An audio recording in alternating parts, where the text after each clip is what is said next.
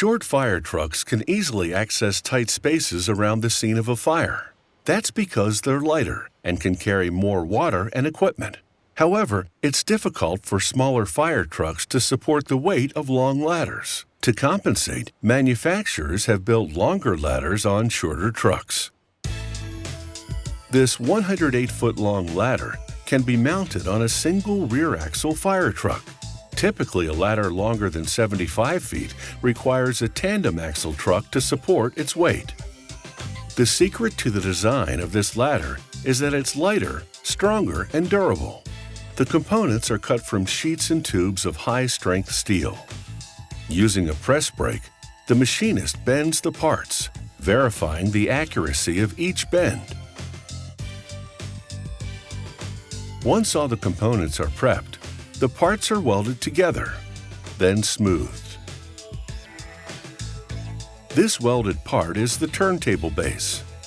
It rotates the ladder 360 degrees and provides a platform for the firefighter at the controls. This is the torque box. It supports the aerial pedestal to which both the ladder and turntable are bolted.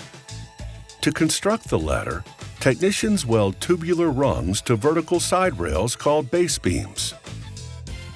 They reinforce the rungs with diagonal tubes called K-braces, which provide lateral structural strength. Welders fuse steel tubes between the base beam and the handrail to provide structural support. Next, an inspector from an independent testing company examines the integrity of the welding. Once the ladder passes inspection, it's put through a shot blasting chamber which pummels the surface with steel pellets. This process removes metal impurities and preps the surface for painting. Craftsmen apply 2 coats of primer, 1 top coat of color, then 2 clear coats of paint, sanding by hand between each application. Next, a 3-part anti-skid treatment is applied to the turntable surface. First, a coat of glue, then an abrasive material, then a coat of sealant, which is baked in an oven for 90 minutes. The ladder rungs are covered with snap-on non-slip covers made of fiberglass reinforced plastic. The ladders are stacked in 4 or 5 compact sections. Technicians install a cable that enables the sections to extend and retract. The cable is attached to a hydraulic cylinder. 3 telescopic sections of the aerial waterway are attached. This tube transfers water up to the top of the ladder, so when the ladder extends, so does the waterway. This valve at the top of the waterway allows firefighters to hook up a hose to bring inside the building. The water monitor, driven by an electric motor, directs the water flow in all directions when the aerial waterway is being used without a hose.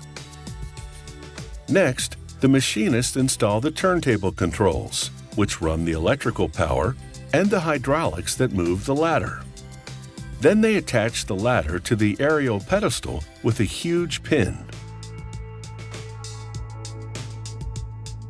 A large bolt is inserted, which prevents the pin from sliding out of place. This is what's referred to as a rear mount ladder, meaning it's installed on the back of the fire truck.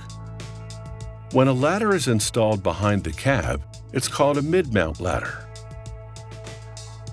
Assembly of the ladder is almost complete. Technicians bolt the turntable to the truck.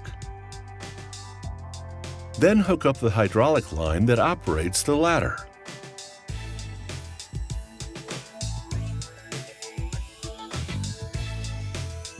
They install a swivel mechanism which enables the aerial waterway to move with the ladder and turntable.